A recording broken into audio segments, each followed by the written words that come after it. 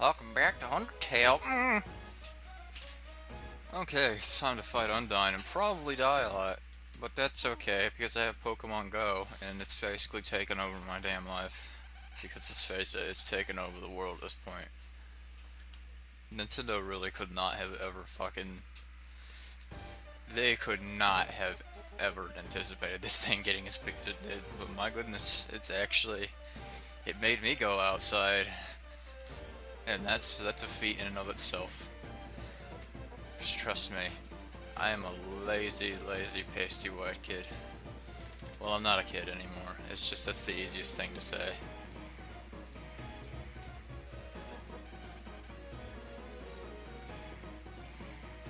If only I wasn't so lazy right now. I would just go catch Pokemon. Even though I'm a grown-ass man, I would go catch Pokemon. I would do my ancestors proud if I would play children's video games despite being in my mid-20s. Then again, I'm making Let's Plays and I'm trying to get into that, even though I'm way too old to be doing so. I wish I would have done this when I had the idea to do it originally, when I was like 18, which was in like 2008 or 2009, I think. Not I think. I think I originally did have the idea to start, because what I originally had the idea to do was, me and my friends played competitive TF2 on the Xbox 360 a lot, and I know that sounds horrible, and it was horrible, but it's how I met all my friends. Oh, I thought it said flex. I was like, what? And I kind of wanted us to start recording us playing that, and I wanted to put it on YouTube because I thought people would laugh at it, because all we did was we would just do stupid things. Excuse me. Like, we were a competitive team, but we never actually tried to play competitively. We just acted as stupid as possible and ran all the dumbest strats possible. And you'd be surprised at how effective that can be. Most people don't know how to deal with multiple heavies or multiple pyros in a competitive situation. And people usually got really mad at us for some reason, because we weren't taking it seriously, because we just like playing video games, you know? I have a lot of stories.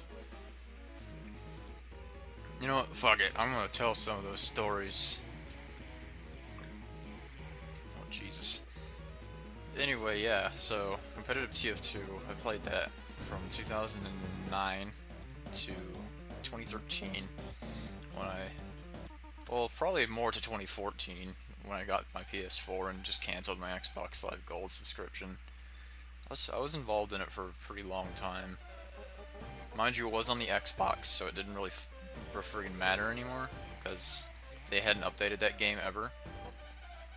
That game's still vanilla. They've never added any new content to it. So it's like a time capsule. An awful time capsule to a very buggy, broken game.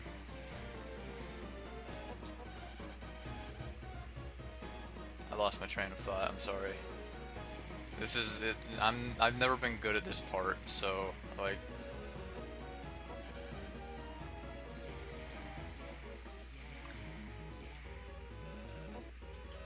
gonna heal. Nice cream. You're just great. Why, thank you. That's the nicest thing anybody's ever told to me,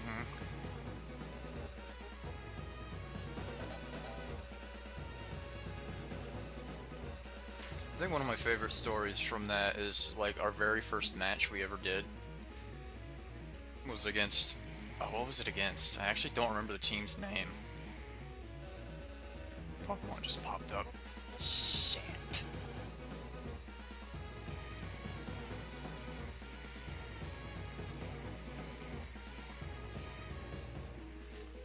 Oh, I gotta catch this Pidgey, man. Oh, the first match we ever did was, it's a match against a fairly highly ranked 6v6 team.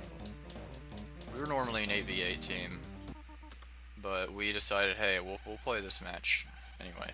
Why not, right? Damn it, Pidgey.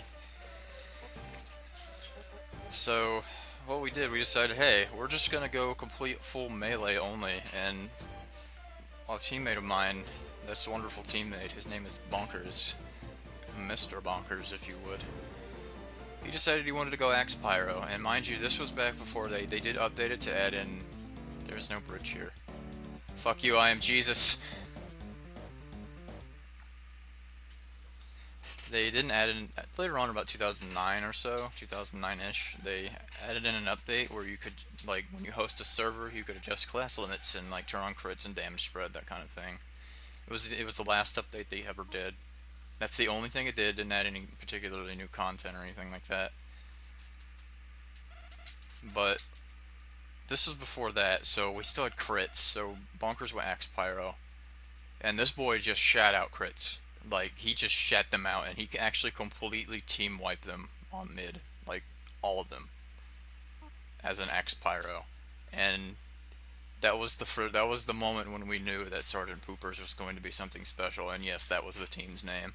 Sergeant Pooper's Lonely Hearts Scrub Clan. It went through many, many different iterations. My favorite being alphabetical order, where we would completely derail everything and refuse to start a game because, well, Girardi, the actual, my very, very good friend, that was his gamer tag, was just Girardi. He was the host of the servers usually because he had really good internet back then. And there's no dedicated servers on the Xbox version of that game, so you had to have good internet to host. And when somebody had good internet, like, they were like a community-wide dedicated host for the game. And he was the leader of Poopers. So what he would do is we changed our name to alphabetical order after a while, and he would refuse to start the game until everybody in the lobby was in alphabetical order, and it pissed off a lot of people. And for some reason, actually, some people were honestly impressed by it, which I find hilarious. Another one is we had a member of our team, another good friend named Shades McKenzie was his gamer tag. He one of our earliest members was someone with the gamer tag Whoops You're Dead, who he considered himself one of the best spy players. He wasn't. He was good at spy, but he had a really big ego about how he was a spy. It diminished later on, but that's, you know, that's whatever. What's happening? Oh yeah, Metaton. But he got removed from the team because, well, we had like 30 freaking members at one point, so we just needed to cut a bunch of people. And later on, Shades actually got a message from him after he had formed a new team called Legendary with a bunch of his friends, and they wanted to have a match with Poopers. Shades agreed, however, it was a 4-on-4, and none of us were online. He was the only member of Poopers that was online. So what he did is he tricked them. He started up a lobby. It was 4-on-4. He said it was private, but he had actually said it to public. They all got in on their side, and he just let 3 randoms join and told them, "Oh, these are just new teammates we're recruiting. It's all right," because they didn't know who they were. And he ended up rolling them 5-0, which is like 1 person and 3 randoms rolling someone 5-0 is a little ridiculous. Against a coordinated team is ridiculous.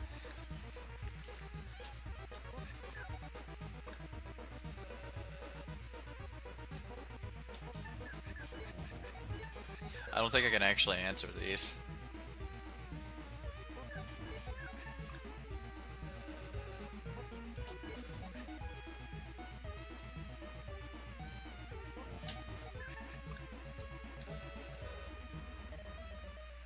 God.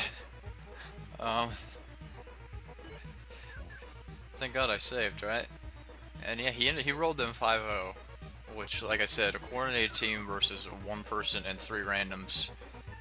It's a little ridiculous for that to happen. We still laugh about that one to this day. Like, most of these we still laugh about, just because it's like, how could this ever have happened?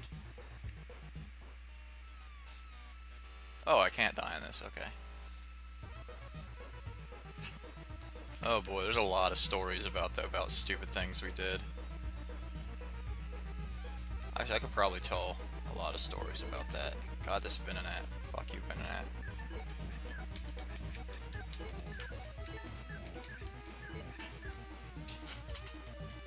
I'm not sure why I started telling those stories, but I had put one of my videos up. I do know why it is. It's, oh, I can't pick one of these, can I? I'm stuck! I've actually put this video up on a Reddit thread in the Let's Play subreddit, and asked for, you know, kind of criticism on just generally what I can improve about my commentary, and they said it was usually, I wasn't, like, just talking.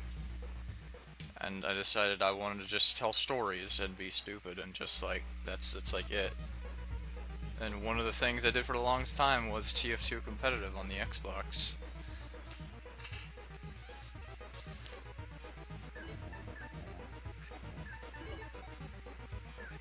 Oh, I actually think I made it go. But yeah, I have a bunch of more stories about that. I just need to try and remember them all, because, like I said, I was in that for like 5 years, like actively involved in it.